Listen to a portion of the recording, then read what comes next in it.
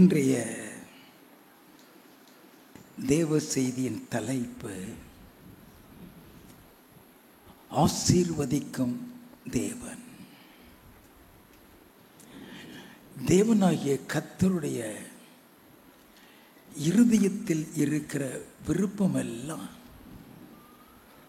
அவர் சிருஷ்டித்த மனிதன் ஆசீர்வாதமாய் இருக்க வேண்டும், மகிழ்ச்சியாய் இருக்க வேண்டும். அதனால்தான் ஆதியிலே தேவன் மனிதனை சிருஷ்டித்த உடனே அவர் செய்த முதல் காரியமே அவனை ஆசீர்வதித்தார் என்று ஆதியாகமம் 1:28 எழுதப்பட்டுள்ளது. தேவன் அவர்களை ஆணும் பெண்ணுமாக சிருஷ்டித்து அவர்களை ஆசீர்வதித்து அவர்களை சிருஷ்டித்த நாளிலே அவர்களுக்கு மனிதர் என்று பெயரிட்டார் என்று ஆதியாகமம் 5:2 எழுதப்பட்டுள்ளது. அவர் சிருஷ்டித்த அனைவரும் ஆசீர்வாதமாக இருக்க வேண்டும் என்றுதான் கர்த்தர் விரும்புகிறார். என்னாகமம் 24:1 இஸ்ரவேலை ஆசீர்வதிப்பதே கர்த்தருக்கு பிரியம் என்று எழுதப்பட்டுள்ளது.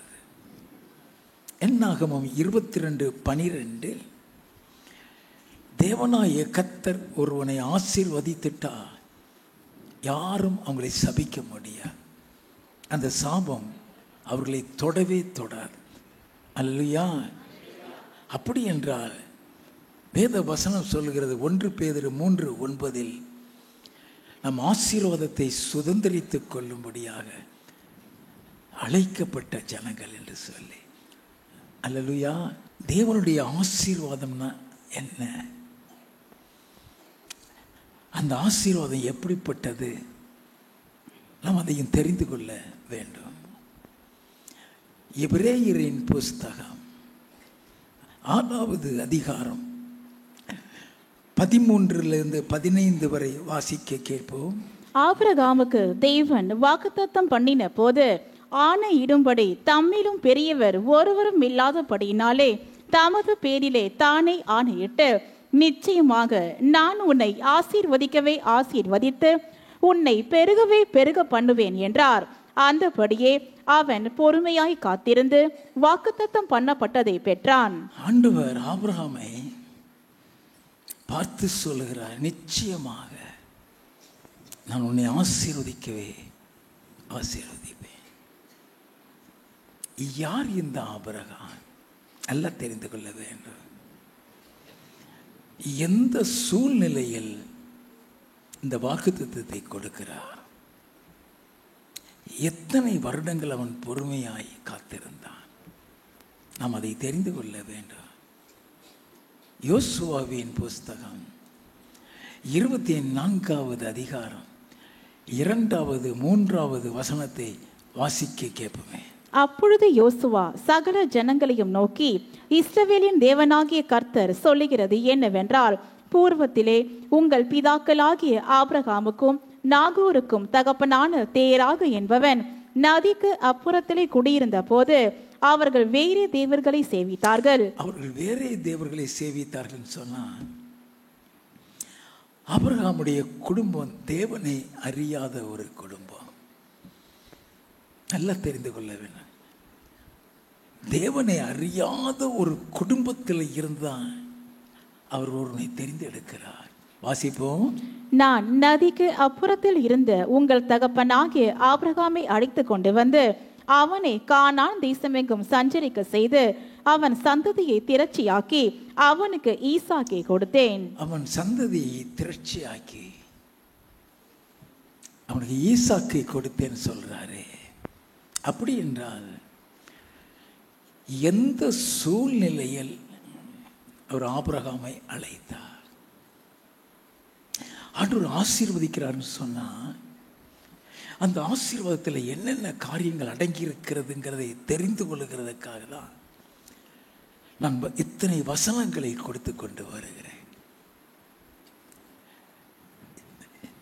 வேறே தேவர்களை சேவித்துக் கொண்டிருந்த ஒரு குடும்பத்திலிருந்து ஆபிரகாமை அழைக்கிறார்.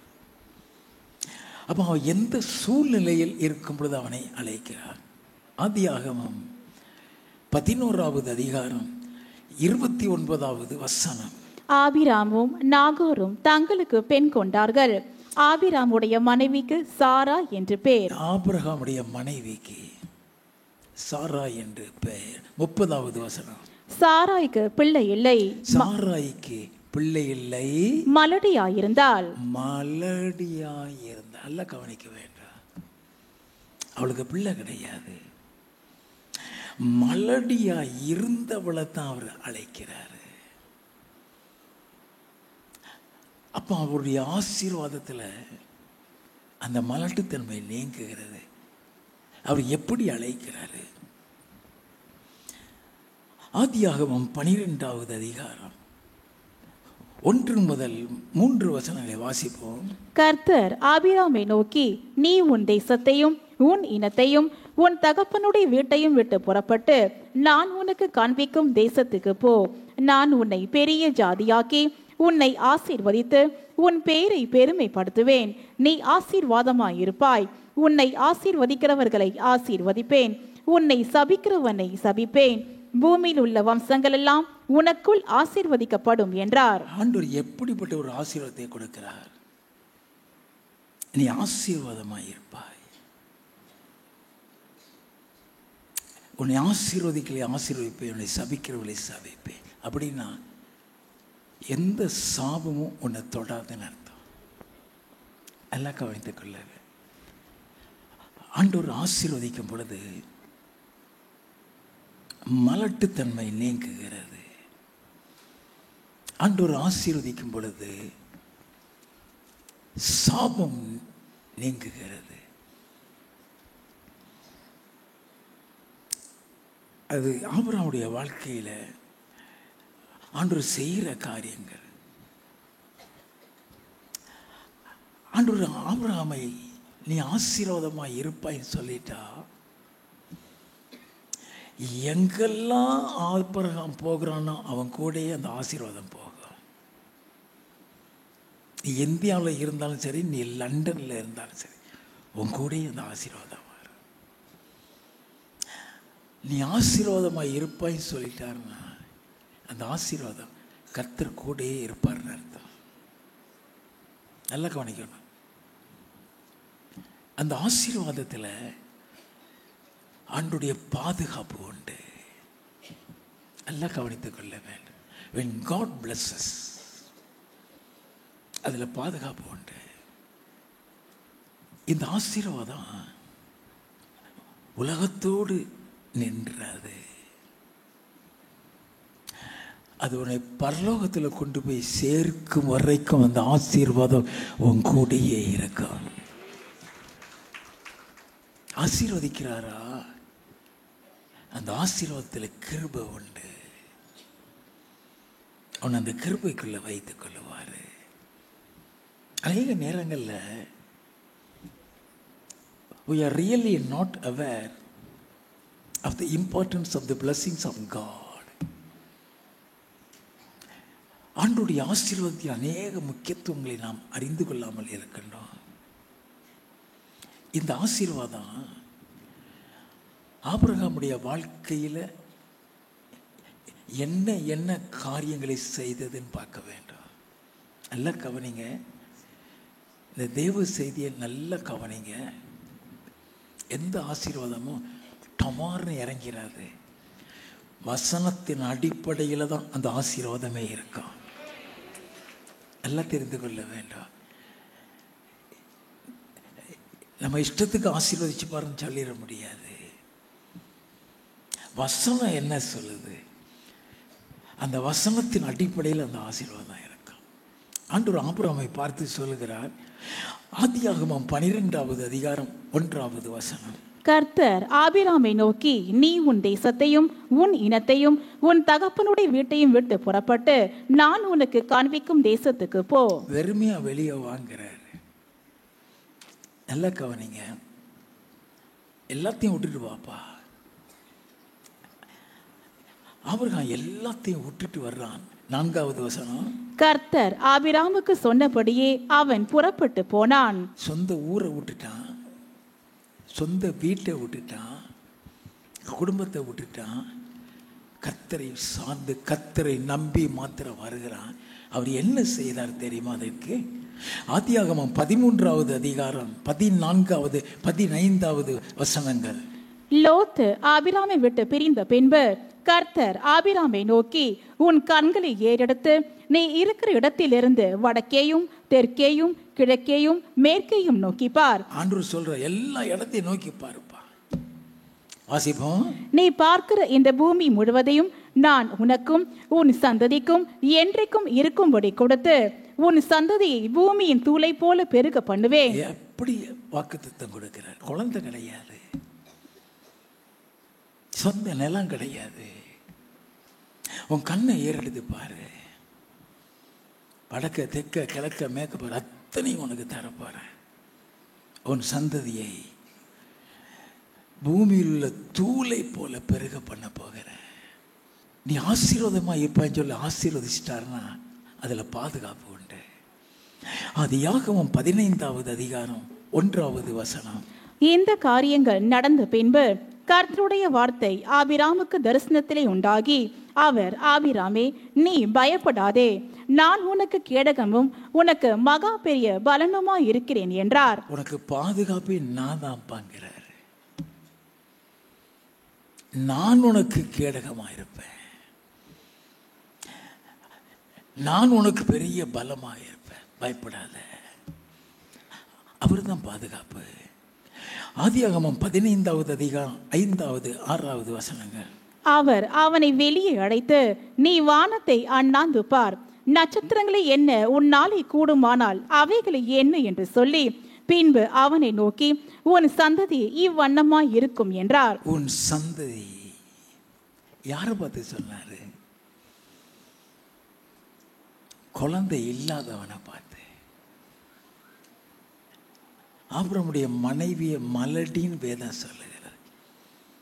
மலடியா அழைக்கப்பட்டவளை பார்த்து சொல்றார், ஒரு சந்ததி இம்மன்னமாக இருக்கும். வாசிப்போம். அவன் கர்த்தரை விசுவாசித்தான். அவன் கர்த்தரை விசுவாசித்தான், அதை அவர் அவனுக்கு நீதியாக எண்ணினார். எப்பொழுதுமே நல்ல கவனிக்க. இன்னைக்கு நம்ம தேவ செய்தியை கேட்கிறவங்கள மாத்திரம் இல்லை, அதை நம்புறவங்களாக இருக்க வேண்டும், அதை விசுவாசிக்கிறவங்களாக இருக்க வேண்டும். அவர் ஆசீர்வதிப்பார். அது யாராலையும் புரிந்து கொள்ள முடியாது. நம்ம நினைக்காத ஆசீர்வாதத்தை அவர் கொண்டு வருவார். நம்ம ராவும் பகலும் சம்பாதிச்சா கூட அந்த மாதிரி சம்பாதிக்க முடியாது. அல்லேலூயா. அப்ப ஆண்டவர் அவனை பார்த்து சொல்லுகிறாரு, ஒரு சந்ததி இவ்வண்ணமாய் இருக்கும். ஆதியாகமம் 17வது அதிகாரம் 15வது 16வது வசனங்கள். பின்னும் தேவன் ஆபிரகாமை நோக்கி, உன் மனைவி சாராயை இனி சாராய் என்று அழையாதிருப்பாயாக, சாராள் என்பது அவளுக்கு பேராயிருக்கும். நான் அவளை ஆசீர்வதித்து அவளாலே உனக்கு ஒரு குமாரனையும் தருவேன். அவள் ஜாதிகளுக்கு தாயாகவும் அவளாலே ஜாதிகளின் ராஜாக்கள் உண்டாகவும் அவளை ஆசீர்வதிப்பேன் என்றார். மலடிய பார்த்து சொல்றாரு. அவ மலடி, வசனம் அப்படிதான் சொல்லுது, அவளை ஆசீர்வதிப்பேங்கிறார். 19வது வசனம். அப்பொழுது தேவன், உன் மனைவியாகிய சாராள் நிச்சயமாய் உனக்கு ஒரு குமாரனை பெறுவாள், அவனுக்கு ஈசாக்கு என்று பெயரிடுவாயாக. பேரையும் சொல்லிட்டார். பிள்ளையே பெறல. அதைத்தான் அப்புறம் விசுவாசித்தான். நல்லா கவனிங்க. ஆதியாகமம் 21வது அதிகாரத்தில் முதல் 3 வசனம். கர்த்தர் தாம் சொல்லி இருந்தபடி சாராள் பேரில் கடாட்சமானார். கர்த்தர் தாம் உரைத்தபடியே சாராளுக்கு செய்தருளினார். ஆபிரகாம் முதிர் வயதாயிருக்கையில் சாராள் கர்ப்பவதியாகி தேவன் குறித்திருந்த காலத்திலே அவனுக்கு ஒரு குமாரனை பெற்றாள். அப்பொழுது ஆபிரகாம் தனக்கு சாராள் பெற்ற குமாரனுக்கு ஈசாக்கு என்று பெயரிட்டான். ஆண்டவர் சொன்னது மாதிரியே ஈசாக்குன்னு பெயரிட்டான். 5வது வசனம். தன் குமாரனாகிய ஈசாக்கு பிறந்தபோது ஆபிரகாம் 100 வயதாயிருந்தான். நம்ம எபிரேயர் 6:15 வாஸ்தமே, பொறுமையாய் காத்திருந்து பெற்றுக்கொண்டான். அந்த வாக்குத்தத்தத்தை பொறுமையாய் காத்திருந்து எத்தனை வருஷம் காத்திருந்தான் தெரியுமா?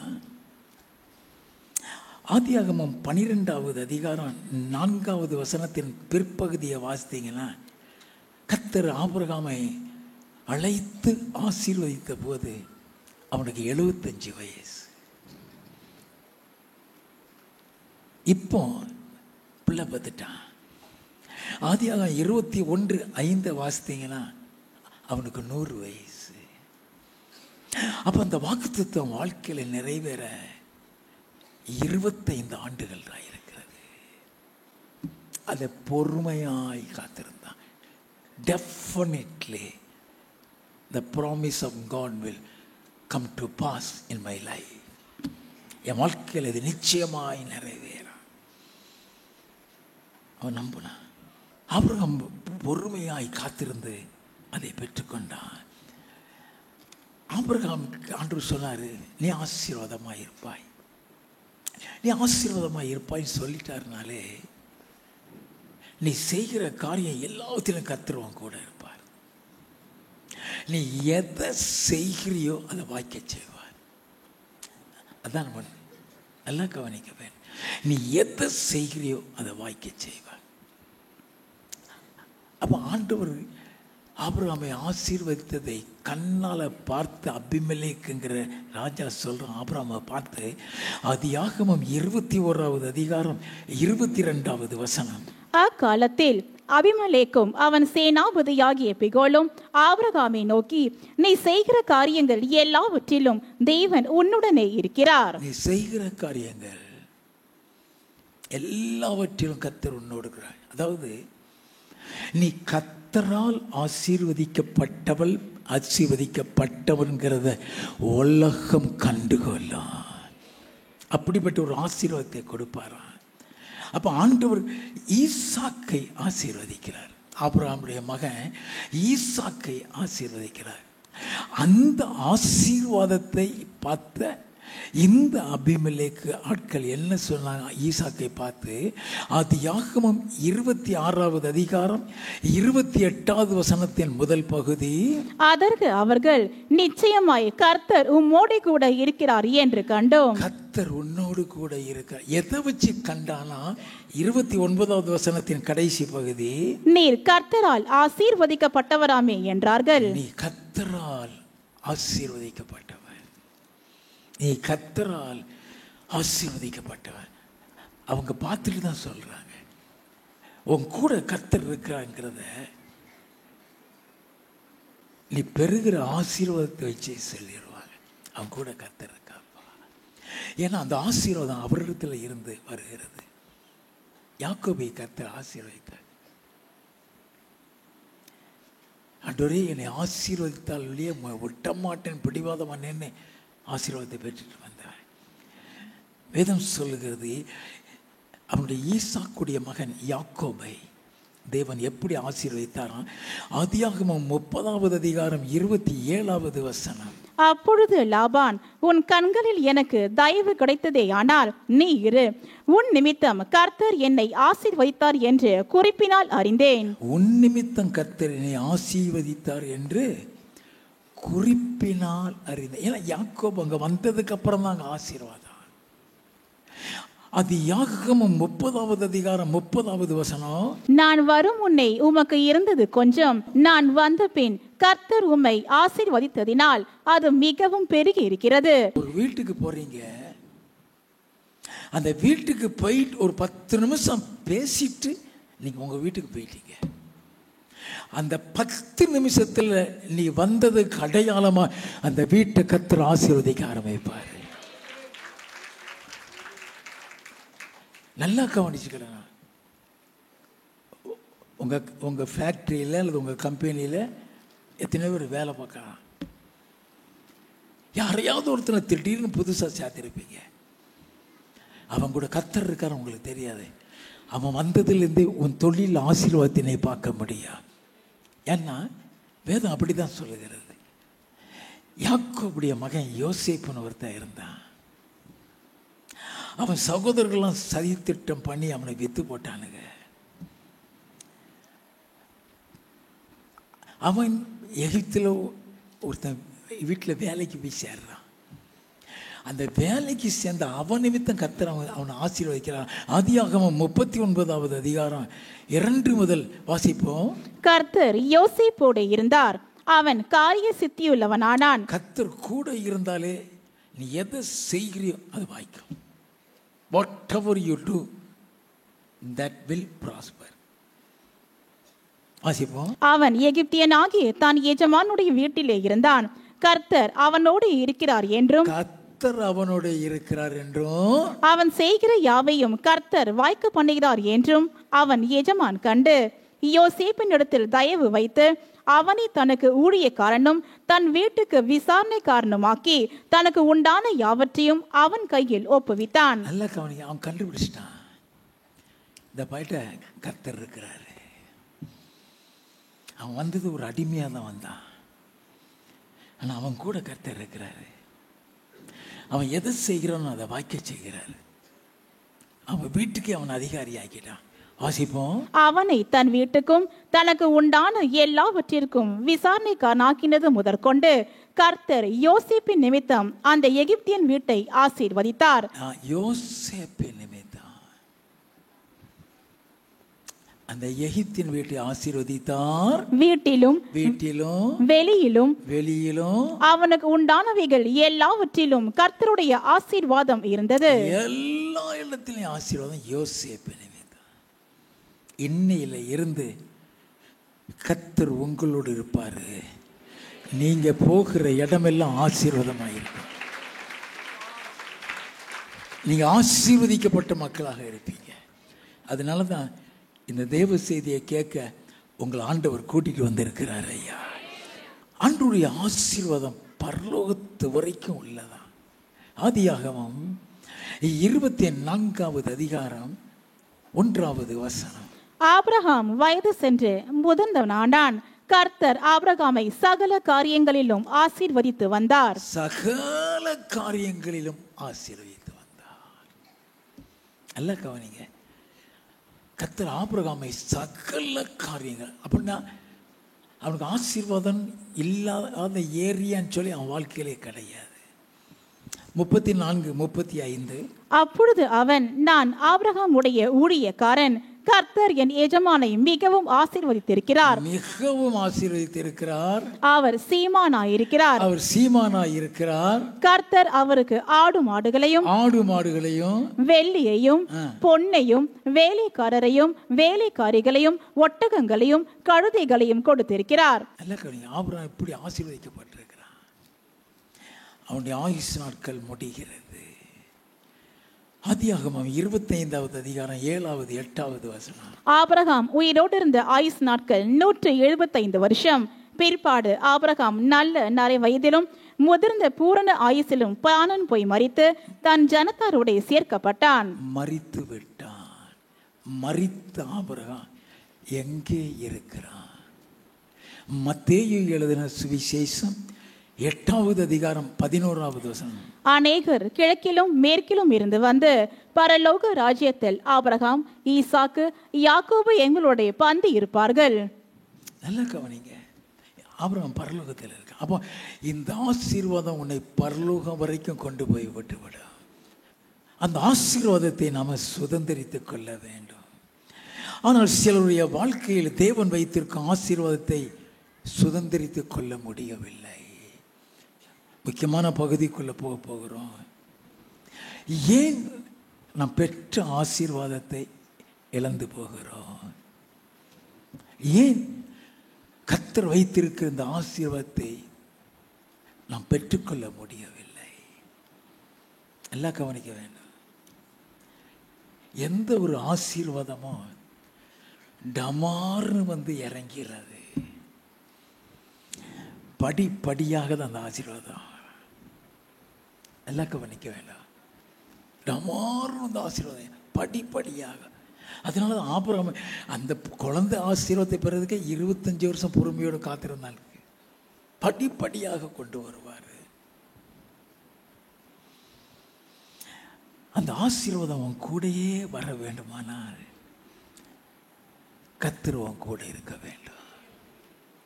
ஆபிரகாமை பார்த்து சொன்னான் இல்லையா, ஆதியாகமம் 21:22 நீ செய்கிற காரியம் எல்லாவற்றிலும் கர்த்தர் உன்னோடு கூட இருக்கிறார். அப்பா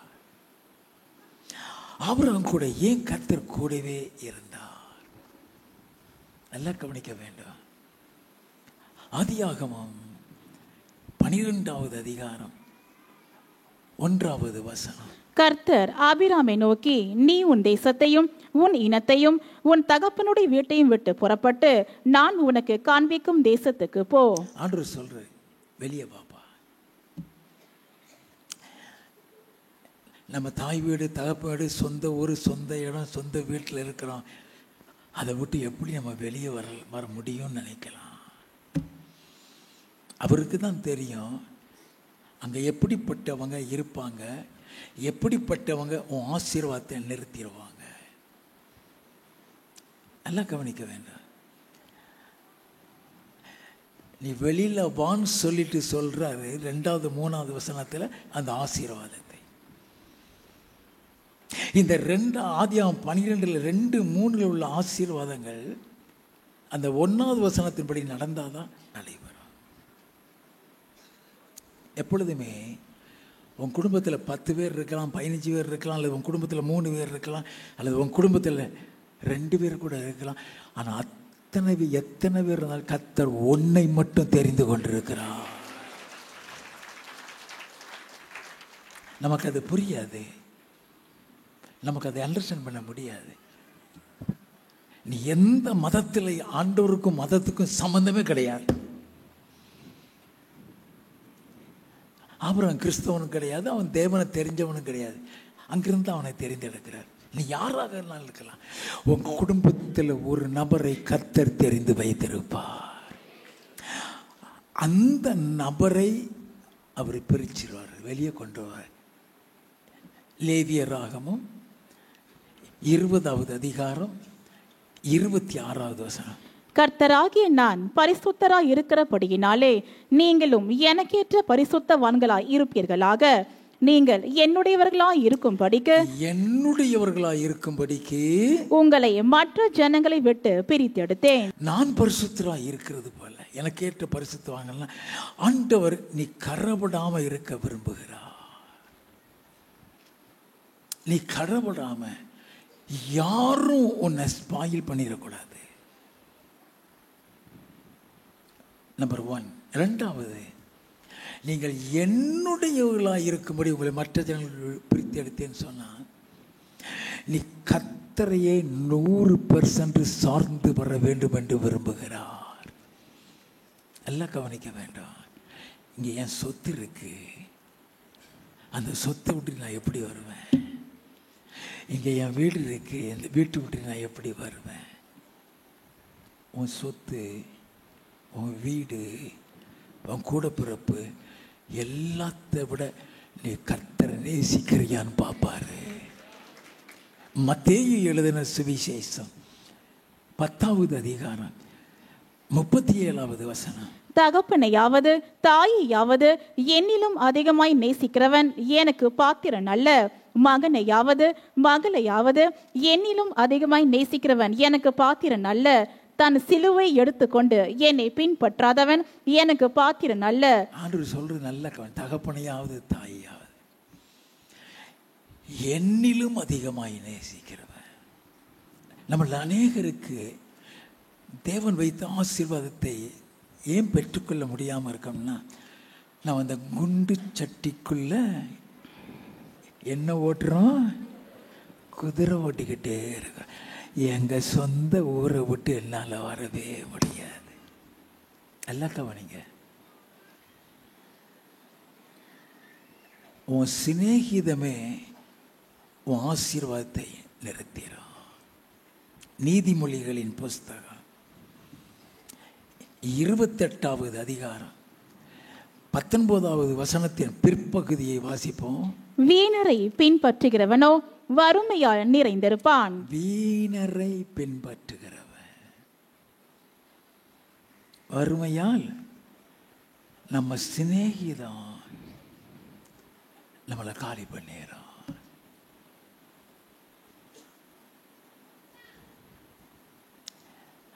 ஆயிரத்தி 1972 ஆண்டு நான் காலேஜ் படிப்பை முடித்து வெளியே வருகிறேன்.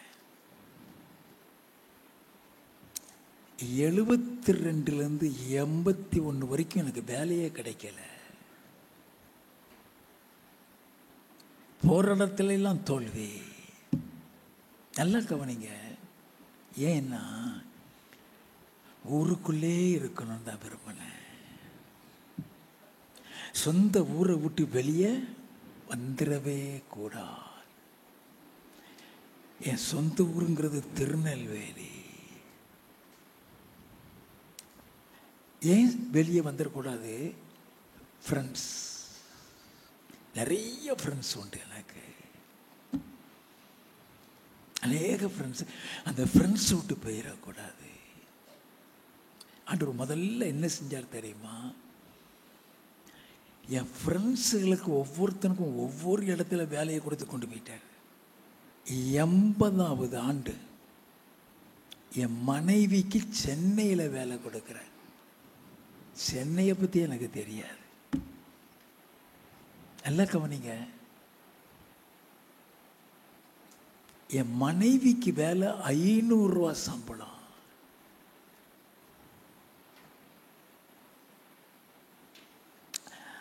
அந்த சம்பளத்தை நம்பி, ஏன்னா எனக்கு கர்த்தரை பற்றி தெரியாது, நான் இயேசுவை அறியலை. சின்ன எதிரோடு சேர்ந்து சுற்றிக்கிட்டு இருந்தவன் சென்னையில் ஒரு சின்ன வீடு 150 ரூபாய்க்கு வாடகைக்கு எடுத்து இங்கே வந்து குடியேறணும். ஒரு மாசத்துல எனக்கு ஒரு வேலையை கொடுத்தாரு. 300 ரூபா சம்பளம்.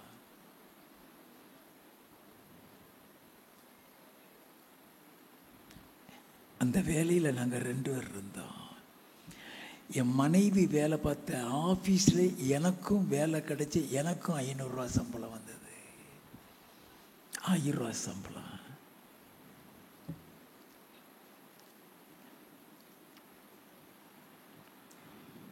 எண்பதுல இருந்து 2000 வரைக்கும் 20 வருஷம் வேலை பார்த்தோம். நல்லா கவனிங்க. அவர் ஒரு திட்டம் வச்சிருந்திருப்பாரு. அவர் தரிசனம் வைப்பார், நமக்கு தெரியாது ஐயா. எங்க சம்பாத்தியத்தில் ஒன்று கூட நாங்கள் வாங்க முடியாது. அப்படி இந்த சூழ்நிலையில தான் அந்த 20 வருஷம் வேலையில் நான் எப்படி இருக்க வேண்டும் என்று சொல்லி கொடுத்தார். எவ்வளவு பரிசுத்தமாக இருக்க வேண்டும், எவ்வளவு உண்மையாக இருக்க வேண்டும், எவ்வளவு கர்த்தருக்கு பிரியமாய் நடக்க வேண்டும், அதை எல்லாம் கற்றுக் கொடுத்துட்டு வேலையில் இருந்து இந்த முழு ஊழியத்திற்கு கொண்டு வந்தார்.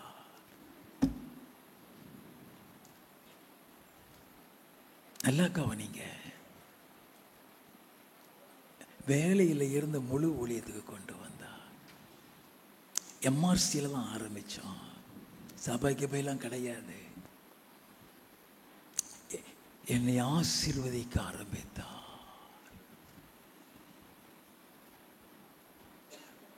இன்னைக்கு நீங்க பார்க்குறீங்களே, இவ்வளவு பெரிய சபையை என் ஆண்டவர் எனக்கு கொடுத்திருக்கிறார்.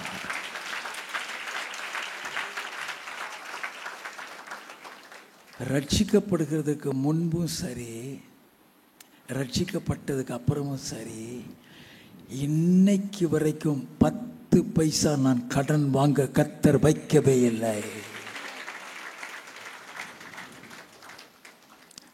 ஆசீர்வாதம் அவர்கிட்ட தான் இருக்குதுயா. நான் வெறும் வசனத்தை வச்சு மட்டும் உங்கள்கிட்ட பேசுறேன்னு நினைக்காதீங்க. அந்த வசனம் எவ்வளவு உண்மை என் வாழ்க்கையில் நான் அனுபவப்பட்டதை தான் பேசி கொண்டிருக்கிறேன்.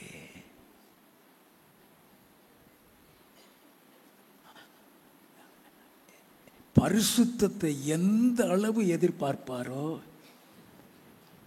அதே அளவு உண்மையை எதிர்பார்ப்பார். வேலையில் ஒரு நிமிஷம் லேட்டாக வருகிறதே ஆண்டவர் விரும்ப மாட்டார். எனக்கு சொல்லி கொடுத்தார். பொய் சொல்லிட்டியா அதை விட கர்த்தருக்கு கோபம் வரக்கூடிய காரியம் இருக்காது.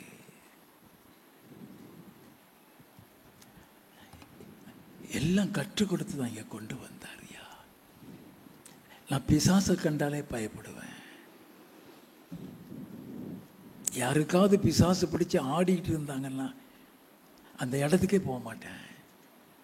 நான் வாலிபனாக இருக்கும்போது ஊழியக்காரங்கள்லாம் வந்து மீட்டிங் நடத்துவாங்க. பிசாசெல்லாம் ஆடும். பிசாசு ஆடுறதை பார்த்தாலே ஓடிடுவேன். இன்றைக்கி அதே பிசாசு பிடிச்ச மாந்திரியத்தில் கொண்டு வந்து கர்த்தர் விடுதலை கொடுத்து கொண்டிருக்கிறாரு. நல்லா கவனிங்க. அதனால தான் நான் உங்களை சொல்கிறேன், நீங்கள் வெறுமையாக போக மாட்டீங்க, ஆசீர்வாதத்தோடு கூட போவீங்க.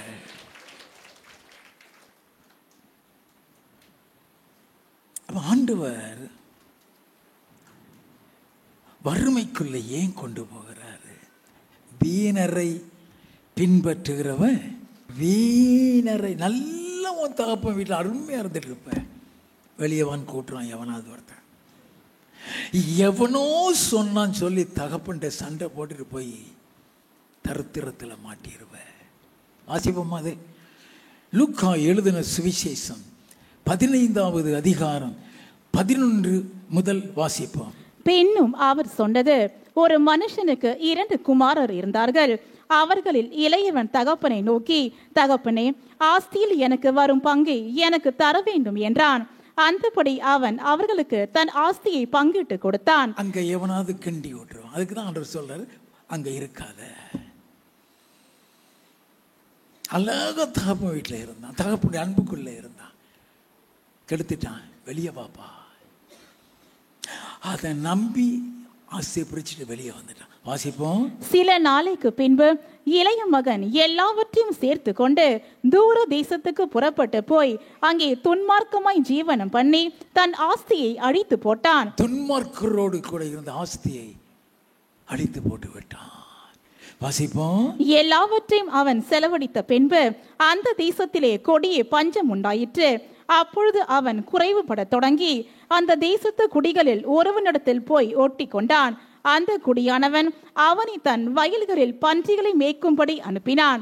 அப்பொழுது பன்றிகள் தின்கிற தவிட்டினாலே தன் வயிற்றை நிரப்ப ஆசையாயிருந்தான். ஒருவனும் அதை அவனுக்கு கொடுக்கவில்லை. ஏன் இந்த தரித்திரம்? ஏன் இந்த தரித்திரம்? யாரு பேச்சையோ கேட்டு வெளியே வர்றது. ஆண்டவர் ஒன்று நல்ல இடத்துல வச்சிருப்பாரு, மகிமையான இடத்துல ஒன்று வச்சிருப்பாரு. ஓதுறவன் இருக்கான செலவன் காதில் வந்து ஓதுவான். அங்கிருந்து வெளியே வந்துரு, அங்கிருந்து வெளியே வந்துரு. காரணமே இல்லாம நீ வெளியே போயிடுவ.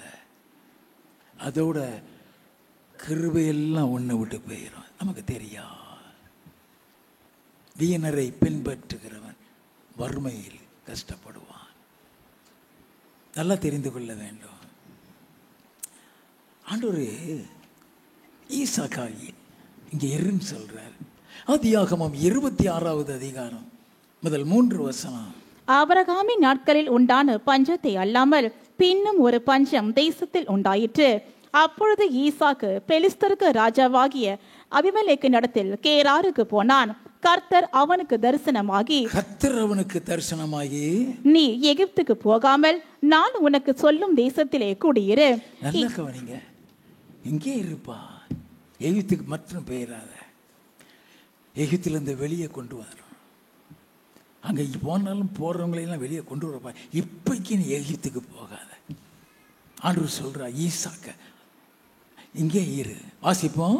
இந்த தேசத்திலே வாசம் பண்ணு, நான் உன்னோடு கூட இருந்து உன்னை ஆசீர்வதிப்பேன்.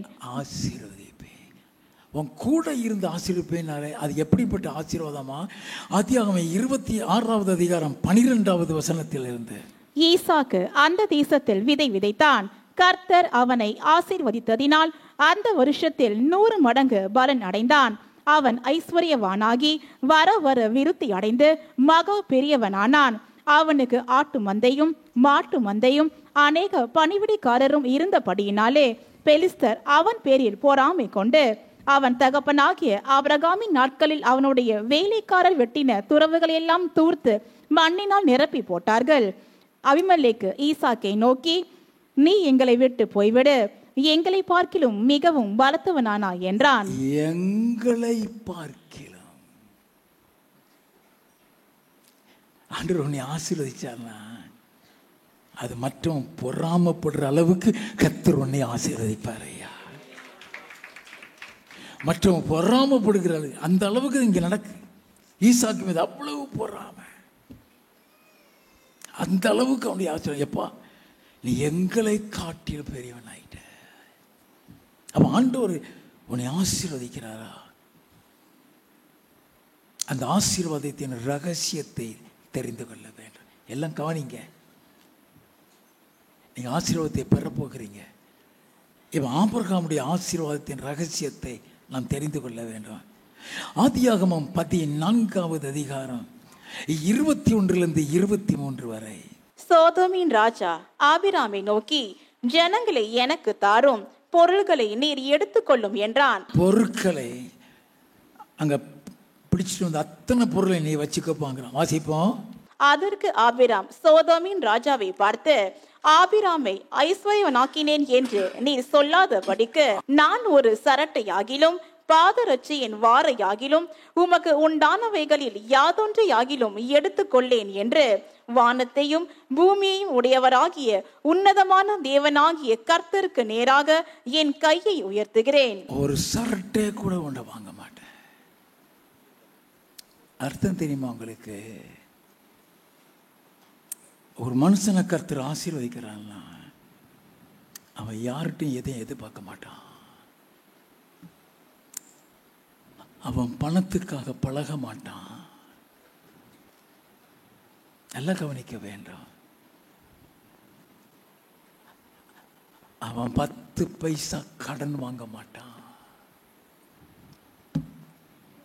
அப்புறம் அவனுடைய வாழ்க்கையில கடன்கிற பேருக்கு கூட இடம் கிடையாது. அதனாலதான் ஆதியாகமம் 24:1 கர்த்தர் ஆபிரகாமை சகல காரியங்களிலும் ஆசீர்வதித்து வந்தார். இன்னைக்கு நம்ம பெற்ற ஆசீர்வாதம் தன்னாலே நம்மளை விட்டு போகிறதுக்கு காரணம் என்ன? நம்ம கையில் ஒரு நல்ல பணம் இருக்கும். அந்த பணத்தை வச்சு அருமையா ஒரு வீடு கட்டணும்னு பிளான் போடுவோம். அந்த பணத்துக்குள்ள நம்ம பிளான் போட்டு வச்சிருப்போம், பியூட்டிஃபுல்லா இருக்கும். ஒருத்தன் வந்து காதல சங்கு ஊதுவான். ஏன்டா உனக்கு மண்டையில் அறிவு இருக்கா? கெட்டுறதே கெட்டுற, கொஞ்சம் பெருசா கட்டிடு. கெட்டுறதே கெட்டுற, ஏன் இப்படி கட்டுற? அவன் பேச்ச கேட்டு நீ லோன் வாங்கிடுவ. அந்த லோன் அடைக்க முடியாது. கெட்டின வீட்டே விற்க வேண்டியது இருக்கும். நல்லா கவனிக்க. உபாகமம் 15வது அதிகாரம் 5வது 6வது வசனங்கள். உன் தேவனாகிய கர்த்தர் உனக்கு சொந்தரிக்கும்படி கொடுக்கும் தேசத்தில் உன்னை மேன்மேலும் ஆசீர்வதிப்பார். மேன்மேலும் ஆசீர்வதிப்பார். உன் தேவனாகிய கர்த்தர் உனக்கு சொன்னபடி உன்னை ஆசீர்வதிப்பதினால் நீ அநேகம் ஜாதிகளுக்கு கடன் கொடுப்பாய். நீ கொடுக்கிறவனா தான் இருப்ப. நீ கொடுக்கிறவனா இருப்ப. நீ கடன் கொடுப்பாய். நீயோ கடன் வாங்குவதில்லை. நீயோ கடன் வாங்குறதில்லை. அப்ப ஆண்டவர் நம்மளை ஆசீர்வதிக்க விரும்புறதே நீ கடன் வாங்கிறாத. ஏன் அவசரப்படுற? காத்துரு. அவர் நீ அந்த வீடு கட்டி முடிக்கக்கூடிய தேவையை சந்திக்கும் வரை காத்துரு. நல்லா கவனிக்க வேண்டும். நீதிமொழிகளின் புஸ்தகம் 22வது அதிகாரம் 7வது வசனத்தின் பிற்பகுதி. கடன் வாங்கினவன் கடன் கொடுத்தவனுக்கு அடிமை. கடன் வாங்கினவன்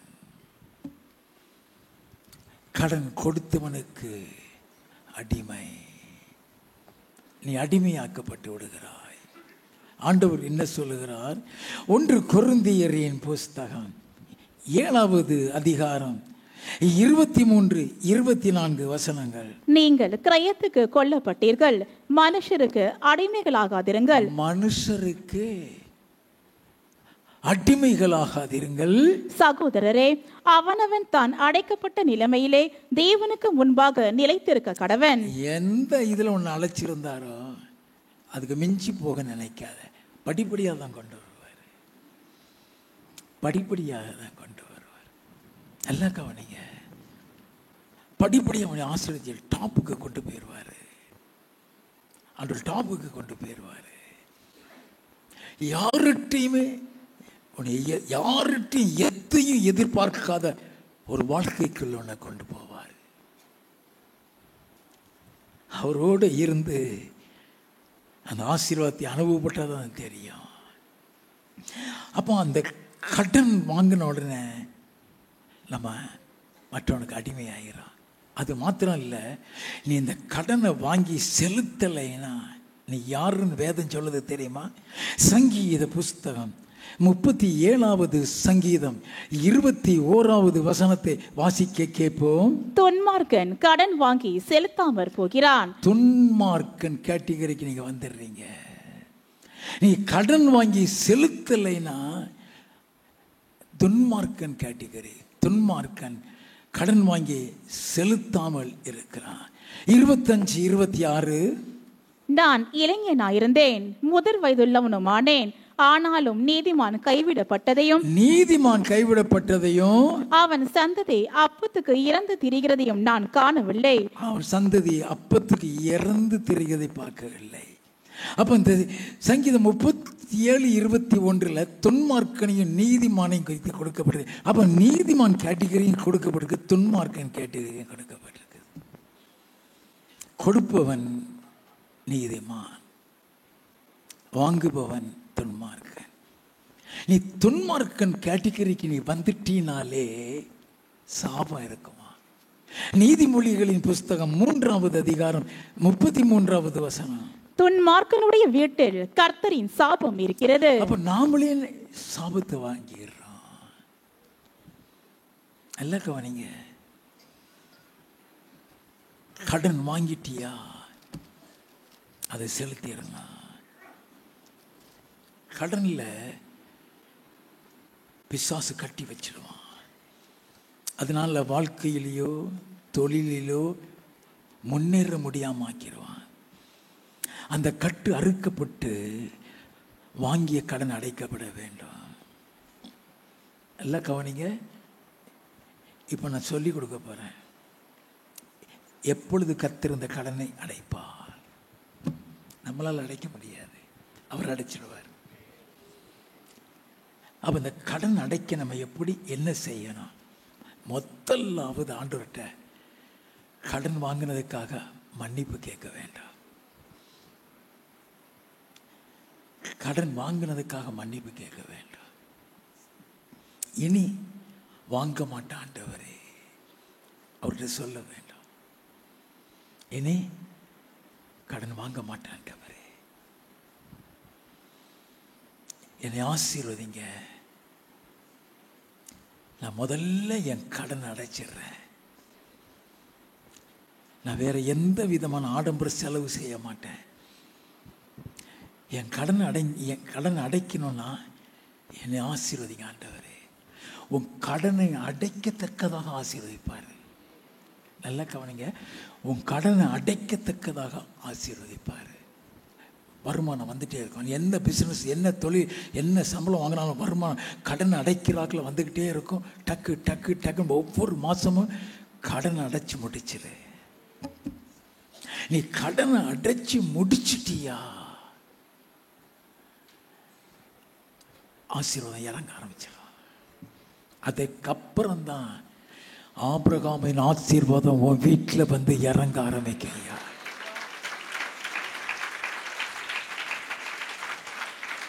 ஒவ்வொரு நாளும் ஜெபிக்கும் பொழுதும், ஒவ்வொரு நாள் நீ ஜெபிக்கும் பொழுதும் இந்த கடனில் என்னை கட்டி வச்சிருக்கிற பிசாசினுடைய கட்டை கட்டவிழ்த்து விடுதலை செய்கிறான் ஆண்டவரே.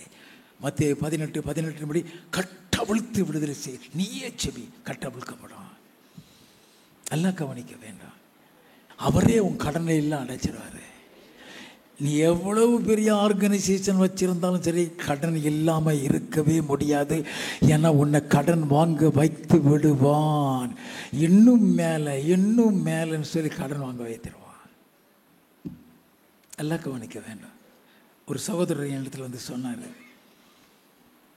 ஐயா என் கூட பிஸ்னஸ் செஞ்சவன்லாம் இப்போ நல்லா இருக்கான். அவன் என்கிட்ட சொன்னான், ஏன்பா இருந்த மணியே இருக்கிற, தொழிலை இன்னும் விருத்தி அடைய வையே, கடன் வாங்கு, கடனை வாங்கி உன் தொழிலை விருத்தி அடைய வைங்கிறான். நான் வாங்கட்டுமான்னு கேட்டான். வாங்கிறாத. எந்த தொழில் விருத்தி அடையலைன்னு சொல்றானோ அந்த தொழில் ஆண்டவர் விருத்தி அடைய வைப்பார். கடன் வாங்கிறாத. வாங்கல, தொழில் செய்ய ஆரம்பிச்சான். அந்த தொழிலை ஆசீர்வதிச்சு அவனை வீடே கட்ட வைத்து விட்டால் கர்த்தருக்கு மகிமை உண்டாகட்டும். இப்படிதான் நம்மளை அதையும் இதையும் சொல்லி வாங்க வச்சிருவாங்க. நான் ஒரு இடத்துக்கு ஊழியத்துக்கு போயிருந்தேன். அந்த ஊழியத்தை நடத்தின அந்த தம்பி என்று சொன்னான், என் கையெல்லாம் குறுகுறுக்கும், எப்போ பார்த்தாலும் என் கை குறுக்கும். எதுக்கு நான் கடன் வாங்குறதுக்கு? கடன் வாங்குறதுக்கு அவன் கையெல்லாம் குறுக்குமா என்று சொல்றான். அப்ப அது யார் செய்யறா? அது யார் வாங்க வைக்கிறா? உன்னை கட்டி வச்சிருப்பான், கடனில் கட்டி வச்சிருவான், மேலும் மேலும் வாங்க வைப்பான். அதனால தான் மத்தேயு 18:18 ஆண்டவரே, இந்த கடனில் கட்டி இருக்கிற கட்டுகளை கட்டவிழ்த்து விடுதலை செய்கிறேன். அந்த கட்டை அவிழ்த்து, உன் ஜபத்தில் அந்த கட்டவிழ்ப்பும் இருந்து கொண்டே இருக்க வேண்டாம். உன் ஜபத்தில் ஒவ்வொரு நாளும் மன்னிப்பு கேட்டு ஜெபிக்க வேண்டாம். உன் இருதயத்துக்குள்ள தீர்மானம், இனி நான் கடன் வாங்க மாட்டேன் ஆண்டவரே. வெகு சீக்கிரத்தில் கர்த்தர் உன் கடனை அடைக்க பணத்தை கொடுக்க ஆரம்பிப்பார். அல்லேலூயா.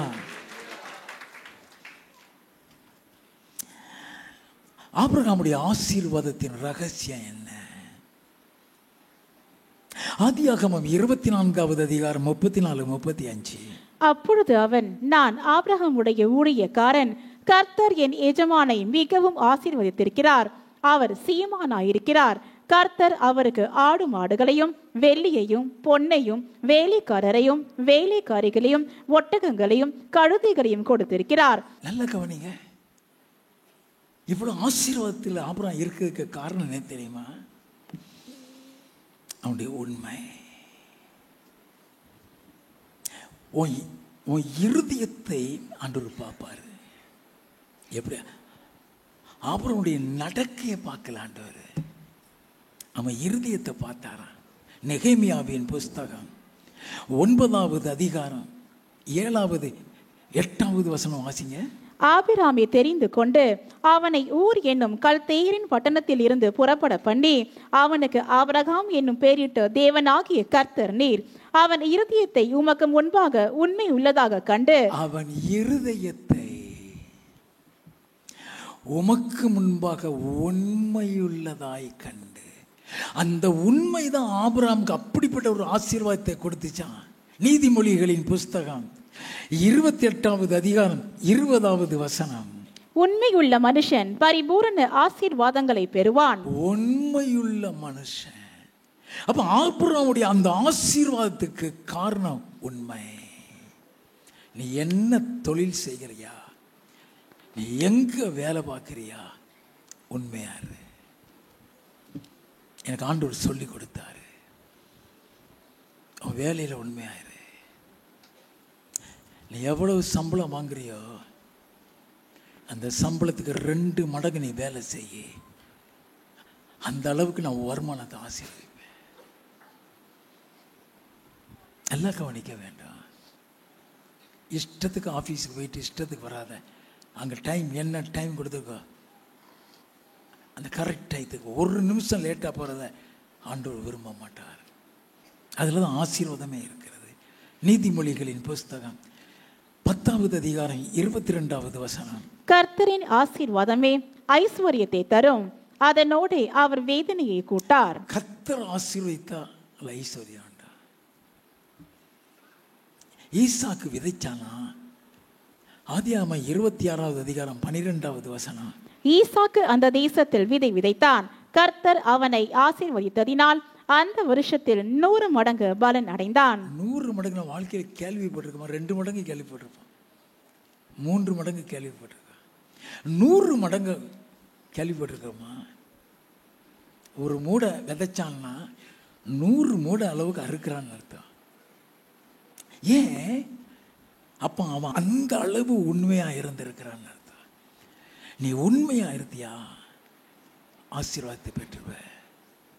நீ பொய் சொல்லிட்டியா உன் ஆசீர்வாதம் பெயரும்.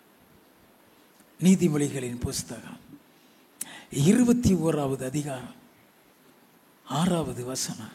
பொய் நாவினால் பொருளை சம்பாதிப்பது சாவை தேடுகிறவர்கள் விடுகிற சுவாசம் போல் இருக்கும். பொய் நாவினால் பொருளை சம்பாதி. உன் தொழிலில், உன் வேலையில் நீ பொய் சொல்லிட்டினாலே ஆசீர்வாதம் பெயரும். அங்கே சாபம் இருக்குதான். அது யாருக்காவது தெரியுமா? பொய் நாவினால பொருளை சம்பாதிக்கிறதுல சாபம் இருக்குங்கிறது யாருக்காவது தெரியுமா? சாவை விடுக்கிற ஒரு சுவாசம் போல் இருக்குன்னா என்ன அர்த்தம்? நல்லா யோசிக்க வேண்டாம். 2 ராஜாக்களின் புஸ்தகம் 5வது அதிகாரம் 20ல் இருந்து வாசிப்பவன். தேவனுடைய மனுஷனாகிய எலிசாவின் வேலைக்காரன் கேயாசி என்பவன் அந்த சீரியனாகிய நாகமான் கொண்டு வந்ததை என் ஆண்டவன் அவன் கையிலே வாங்காமல் அவனை விட்டு விட்டார். எலிசா வாங்கல, அவன் பணம் கொடுக்கறான், அத பணத்தை வாங்க மாட்டேன்ட்டான். வாங்காம விட்டுட்டாருன்னு சொல்லி இவன் ஓடி போறான் அவர்கிட்ட. வாசிப்போம். நான் அவன் பிறகே ஓடி அவன் கையிலே ஏதாகிலும் வாங்குவேன் என்று கர்த்தருடைய ஜீவன் மேல் ஆணையிட்டு நாகமானை பின்தொடர்ந்தான். அவன்கிட்ட போய், இப்போதான் தீர்க்கதரிசி புத்திரன் வந்திருக்காங்க, எங்கள் ஐயா வாங்கிட்டு வர சொன்னார். துணிகரமாக போய் சொல்லி வாங்கிட்டு வந்து நிற்கிறான். 25வது வசனத்தில் இருந்து. பின்பு அவன் உள்ளே போய் தன் எஜமானுக்கு முன்பாக நின்றான். கேயாசியே, எங்கே இருந்து வந்தாய் என்று எலிசா அவனை கேட்டதற்கு அவன், உமது அடியான் எங்கும் போகவில்லை என்றான். பணத்தையும் நகையையும் வஸ்திரத்தையும் வாங்கி வீட்டில் ஒளிச்சு வச்சுட்டு எங்கேயும் போகலன்னு போய் சொன்னான் தீர்க்கதரிசிட்ட. வாசிப்போம். அப்பொழுது அவன் இவனை பார்த்து, அந்த மனுஷன் உனக்கு எதிர்கொண்டு வர தன் ரதத்தில் இருந்து இறங்கி திரும்புகிற போது என் மனம் உன்னுடன் கூட செல்லவில்லையா? பணத்தை வாங்குகிறதற்கும் வஸ்திரங்களையும் ஒலிவ தோப்புகளையும் திராட்சை தோட்டங்களையும் ஆடு மாடுகளையும் வேலைக்காரரையும் வேலைக்காரிகளையும் வாங்குகிறதற்கும் இது காலமா? ஆகையால் நாகமானின் குஷ்டரோகம் உன்னையும் உன் சந்ததியாரையும் என்றைக்கும் பிடித்திருக்கும் என்றான். அவனோடு அது நிக்கல, அவன் சந்ததி வரைக்கும் சொல்லிட்டான். வாசிப்போம். உடனே அவன் உறைந்த மடை நிறமான குஷ்டரோகமாகி அவன் சமூகத்தை விட்டு புறப்பட்டு போனான். நல்ல கவனிக்க வேண்டும். பொய் நாவினால் பொருளை சம்பாதிப்பது சாபை தேடுகள் விடுக சுவாசம் போறது. நம்ம பொய் சொல்லி தான் இன்னைக்கு தொழில் அநேக காரியத்தை ஏமாந்துடுறோம். உன்னை ஒரு பொய் சொல்லிட்டினாலே நீ பெற்ற ஆசீர்வாதத்தை இழந்துருவ. நீதிமொழிகளின் புஸ்தகம் 12வது அதிகாரம் 22வது வசனம். பொய் உதடுகள் கர்த்தருக்கு அருவருப்பானவைகள். பொய் உதடு கர்த்தருக்கு அருவருப்பானது. நீதிமொழிகள் 19வது அதிகாரம் 9வது வசனம். பொய் சாட்சிக்காரன் ஆக்கினைக்கு தப்பான், பொய்களை பேசுகிறவன் நாசம் அடைவான். பொய்களை பேசுகிறவன் நம்ம ஆசீர்வாதத்தை ஏன் இழக்கிறோம்? ஏன் பெற்றுக்கொள்ள முடியல? பொய். நம்ம வாயிலிருந்து பொய் வந்துடக்கூடாது. அது நம்முடைய ஆசீர்வாதத்தை கடைசியாக ஒன்று சொல்லி முடிக்க போகிறேன். ஏன் ஆசீர்வாதத்தை பெற முடியலை? ஏன் ஆசீர்வாதம் தடைபடுகிறது? நீதிமொழிகளின் புஸ்தகம் 10வது அதிகாரம் 4வது வசனம். சோம்பர் கையால் வேலை செய்கிறவன் ஏழையாவான், சுறுசுறுப்புள்ளவன் கையோ செல்வத்தை உண்டாக்கும். சோம்பல் கை உன்னை ஏழை ஆக்கிறான்.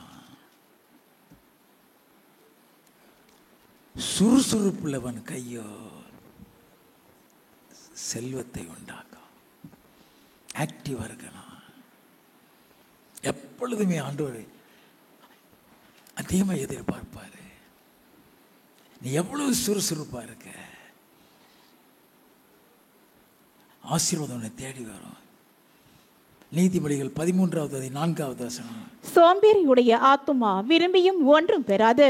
சோம்பேறியுடைய ஆத்துமா விரும்பியும் ஒன்றும் பெறாது. ஏன் தூக்கம் வந்ததுன்னு தெரியுமா? ஏன் தூக்கம் வருதுன்னு தெரியுமா? வாசிப்போம். நீதிமொழிகளின் புஸ்தகம் 19வது அதிகாரம் 15வது வசனம். சோம்பல் தூங்கி விழ பண்ணும். சோம்பல் நம்ம வீட்டில் வேலையே செய்ய மாட்டோம்னு அர்த்தம். சோம்பலா இருந்தா தூக்கம்தான் வரும். டயர்டாகி களைத்து தூங்குறது வேற, சோம்பல் வர்ற தூக்கம் வேற. நல்லா கவனிங்க. நீதிமொழிகள் 20வது அதிகாரம் 13வது வசனம். தூக்கத்தை விரும்பாதே, விரும்பினால் தரித்திரன் ஆவாய். தூக்கத்தை விரும்பாதே. நீதிமொழிகள் 18வது அதிகாரம் 9வது வசனம். தன் வேலையில் அசதியாயிருப்பவன் அழிம்பனுக்கு சகோதரன். அழிம்பனுக்கு சகோதரனா அழிக்கிறவனுக்கு தோழன்னு அர்த்தம். உன்னால் அழிவு இருக்குதுன்னு அர்த்தம். என்ன வேலையா இருந்தாலும் அசதியா இருக்காத, ஜாக்கிரதையா இருக்க வேண்டும். நீதிமொழியில் 22:29. தன் வேலையில் ஜாக்கிரதையா இருக்கிறவனை நீ கண்டால் அவன் நீசருக்கு முன்பாக நில்லாமல் ராஜாக்களுக்கு முன்பாக நிற்பான். யோசேப்பை சிறைச்சாலையில தான் போட்டாங்க. அந்த சிறைச்சாலையில் அவங்க வேலையை கரெக்டா செஞ்சான். கர்த்தர் அவனை ராஜாக்களிடத்தில் கொண்டு போய் விட்டு விட்டார். ஐயா, உன் வேலையில் நீ எப்படி இருக்க? ஊழியம் செய்கிறியா? நல்ல கவனி. எரேமியாவின் புஸ்தகம் 48வது அதிகாரம் 10வது வசனம். கர்த்தருடைய வேலையை அசதியாய் செய்கிறவன் சபிக்கப்பட்டவன். ஆண்டவருடைய ஊழியத்தை நீ எடுத்துட்டியா? அசதியா செய்கிற இன்னொருத்தர் செய்யட்டும், அவன் செய்யட்டும், இவன் செய்யட்டும். சாபம் வரும் வேதம் சொல்லுகிறது. ஆண்டவர் பாப்பாரு ஊழியனை எப்படி செய்யறோம் பாப்பாரு. சும்மா கொடுத்துட மாட்டாரு. சும்மா காணிக்கலாம் சும்மா வந்துடும் நினைக்காதீங்க. அவர் பார்ப்பார் இவன் எப்படி வேலை ஊழியை செய்கிறான், அவன் எனக்காக எப்படி ஊழியை செய்ய பார்ப்பார். அதை பார்த்துட்டு தான் அவர் காணிக்க கொடுப்பார். நீ 5 பைசா போட்டாலும் சரி, நீ 50 பைசா போட்டாலும் சரி, அந்த காணிக்கை போடணுங்கிற எண்ணத்தை உன் இருதயத்தில் கொடுக்கிறவரே கர்த்தர் மாத்திரமே. நல்லா தெரிந்து கொள்ள வேண்டும். அவர் தான் கொடுப்பார். அது நீ அவருக்கு உண்மையாக ஊழியம் செய்கிறியா? அத்தனை தேவையும் சந்திச்சிட. எவரு கையும் எதிர்பார்க்க வேண்டாம். உன் கை கொடுக்கிற கையாகவே இருக்கும், அது வாங்குகிற கையாகவே இருக்காது. ஒரு குடும்ப ஆசீர்வாதங்கிறது ஒரு பெண் எவ்வளவு சுறுசுறுப்பாக இருக்காளோ அவள் கையில் தான் இருக்கு. நான் பெண்களுக்காக இதை பேசுகிறேன், அதையும் கேட்டுக்கிடுவோம். எல்லாரும் ஆவலோடு பார்த்துட்டு இருக்கிறாங்க, அவங்களுக்கு ஆசீர்வாதம் வேணும். நீதிமொழிகளின் புஸ்தகம் 31வது அதிகாரம் 10வது வசனத்தில் இருந்து.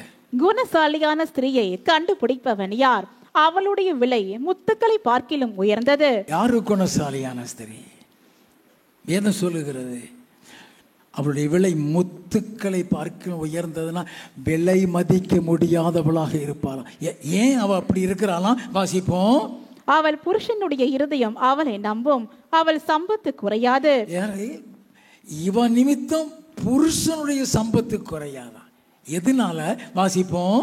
அவள் உயிரோடு இருக்கும் நாளெல்லாம் அவனுக்கு தீமையை அல்ல நன்மையை செய்கிறாள். ஆட்டு மயிரையும் சணலையும் தேடி தன் கைகளினால் உற்சாகத்தோடு வேலை செய்கிறாள். என்ன செய்யறாளா? ஆட்டு மயிரையும் சணலையும் தேடி. நம்ம பாத்திரமே கழுவ மாட்டோமே, பாத்திரம் கழுவுறதுக்கு 2 வேலைக்காரி நமக்கு தேவையா? சொல்லுங்க. அவ வேலை செய்யலாம். எப்படி? வாசிப்போம். அவள் வியாபார கப்பல்களை போல் இருக்கிறார், தூரத்தில் இருந்து தன் ஆகாரத்தை கொண்டு வருகிறாள். வியாபார கப்பல்னா பேசஞ்சர் கப்பல் தான் வந்து நின்றுட்டு அடுத்த நாளுக்கு போகும். வியாபார கப்பலுங்கிறது வந்து சரக்கை இறக்கணும்னு அடுத்த சரக்கை ஏற்றிட்டு போயிடும். அப்போ அவர் வியாபார கப்பலை போல ஓடிக்கிட்டே தான் இருப்பா. வீட்டில் படுத்து தூங்கிட்டு இருக்க மாட்டா. வாசிப்போம். இருட்டோடு எழுந்து தன் வீட்டாருக்கு ஆகாரம் கொடுத்து தன் வேலைக்காரிகளுக்கு படி அழைக்கிறாள். அவ தான் இருட்டோடு எழுகிறான். உங்கள் வீட்டில் புருஷன் தானே எந்திரிக்கிறான். அவன் எந்திரிச்சு காப்பி போட்டு உங்களுக்கு கொடுத்து எழுப்ப வேண்டியதாக இருக்கு. எங்கிருந்து ஆசீர்வாதம்? நல்ல கவனிங்க, ஸ்திரீகளுக்காகவே இதை வாசிக்க வேண்டியது. வாசிப்போம். ஒரு வயலை விசாரித்து அதை வாங்குகிறாள். தன் கைகளின் சம்பாத்தியத்தினால் திராட்சை தோட்டத்தை நாட்டுகிறாள். வீட்டில் தருத்திரம் இருக்கும், வேலைக்கு போக மாட்டா. நானும் என் மனைவியும் பைக்கில் வேலைக்கு போயிருந்தோம். 20 வருஷம் வேலை பார்த்தவங்க. நல்லா கவனிக்க வேண்டாம். 27வது வசனம். அவள் சோம்பலின் அப்பத்தை புசியாமல் தன் வீட்டு காரியம் எப்படி நடக்கிறது என்று கண்ணோக்கமாயிருக்கிறாள். சோம்பல்லே உன் வாழ்க்கையில் இருக்கக்கூடாது. ஆண்டவர் உன்னை ஆசீர்வதிக்கணும்னு விரும்புகிறாரு. ஆண்டவர் உன் குடும்பத்தை ஆசீர்வதிக்கணும். நமக்கு ஆண்டவர் நல்ல சுகத்தை கொடுத்திருக்கிறார். வேலை செய். அல்லேலூயா. தொழில் செய்கிறாயா? கடினமாக ஓட ஆசீர்வாதம் தேடி வரும். சம்பளத்துக்கு வேலை செய்கிறியா? உண்மையா செய். வாங்கும் சம்பளத்தை விட ரெட்டிப்பா வேலை செய். அந்த சம்பளத்தை ரெட்டி பக்கத்தில் ஆசீர்வதிப்பார். ஊழியம் செய்கிறாயா? உண்மையாய் செய். அல்லேலூயா.